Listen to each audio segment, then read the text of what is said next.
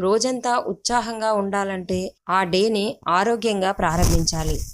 మరి పరిగడుపున ఏం తీసుకుంటే మంచిదో చూద్దామా? నిమ్మకాయ నీళ్లను పరిగడుపున తీసుకోవడం వల్ల రోగనిరోధక శక్తితో పాటు బరువు తగ్గొచ్చు. అందులోని సిట్రిక్ యాసిడ్ కాలేయం కిడ్నీలను ఆరోగ్యంగా ఉంచుతుంది. ఓట్ మీల్లో ఫైబర్ అధికం. కొలెస్ట్రాల్, మధుమేహం స్థాయిలను ఇది అదుపు చేస్తుంది. జీవక్రియ మెరుగుపడేందుకు సహాయపడుతుంది.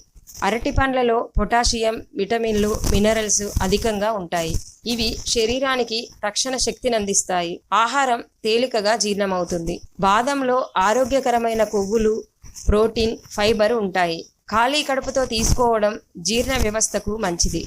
మెదడు కూడా చురుగ్గా ఉంటుంది.